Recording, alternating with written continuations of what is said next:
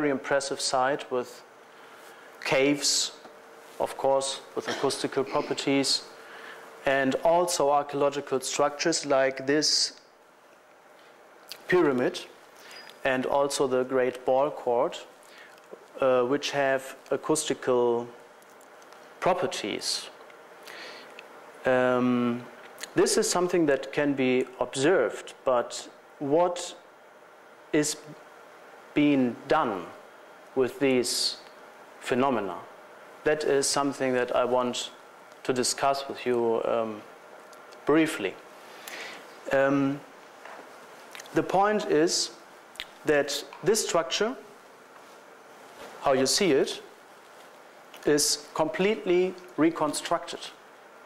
So it was a pyramid that was, after the decline of the Maya culture, just broke down. The temple was in ruin, the temple on top was in ruin, and the whole pyramid in the end, in the 19th century, looked like a perfectly shaped hill covered with trees and bushes, and all the stairways came down, all the different stones of the stairways had been fallen down.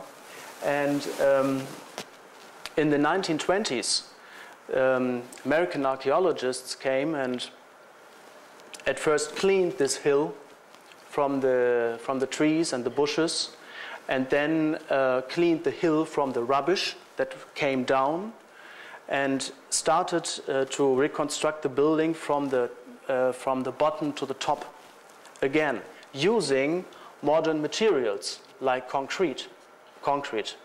And also during the reconstruction, the plaster that was originally on the surface of the structure was taken away.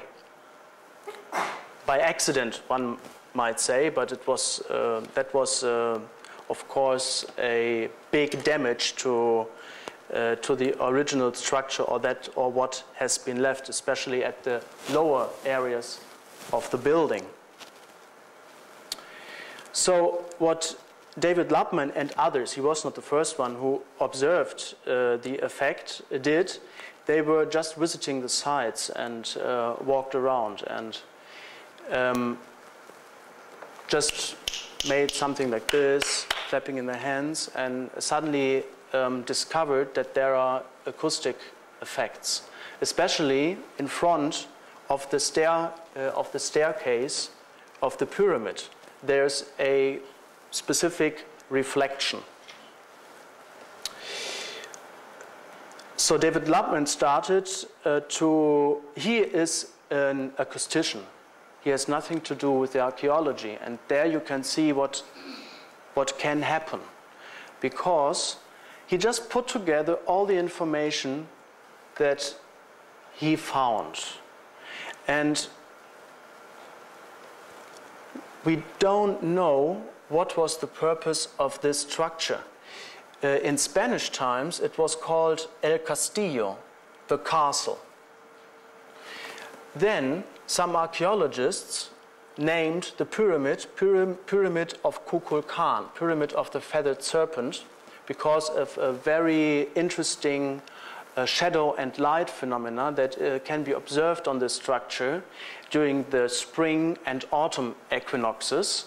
Then on the, I have to go back, on the left staircase, a shadow appears which resembles a snake coming down from the temple to the ground.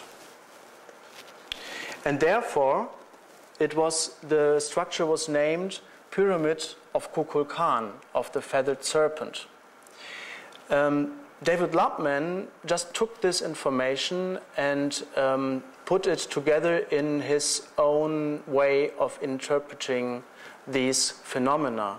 And he thought that when you make a specific clap in front of the staircase, then there's a specific reflection of sound, and this sound he interpreted to be the call of the quetzal bird.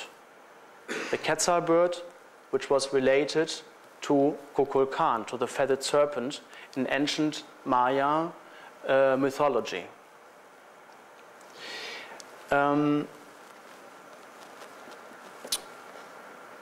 I can show you. So what we are hearing, these are the sonograms that David made. At first, we are listening to a quetzal bird in the cloud forest. Yeah, it's. Can we make it louder?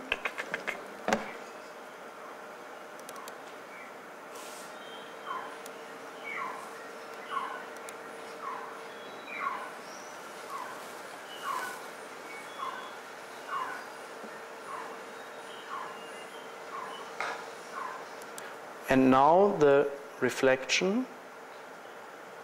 The hand clap is not in the recording, and the reflection is on this recording. You hear the sound of the reflection and a chirp of the quetzal.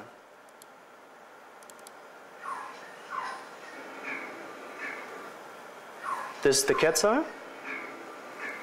This is the reflection.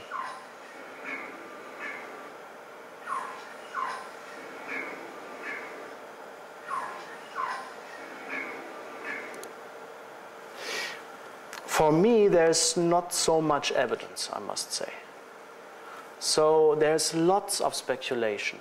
At first, the structure was in rumble, then reconstructed with modern materials. The plaster, which certainly had acoustical properties, is not there anymore. So for me, this study is more a construction of something than a reconstruction. And I just wanted to take it as an example that one must be very, very, very careful when examining archaeological structures. Are these surfaces still the same as they were during the time when people performed something there? For example, of course, the technological means that we have nowadays, and we heard some examples of computational fluid dynamics, of programs, 3D programs, that is something that could be applied. So why not? Of course, there is the possibility. We have the measurements of this building, and we can measure the acoustical properties of plaster. We can apply these acoustic properties within such a program and test. But the way how, for example, David Lubman made it, for me, it is not a true scientific approach. And I want to conclude with this example, and I hope that maybe I find some time to get down the points of the papers that we heard this morning in a more extensive way. It was a little bit difficult for me to make this in half an hour, so sorry for this, but maybe I can write it down and we can attach it to your blog. Thank you.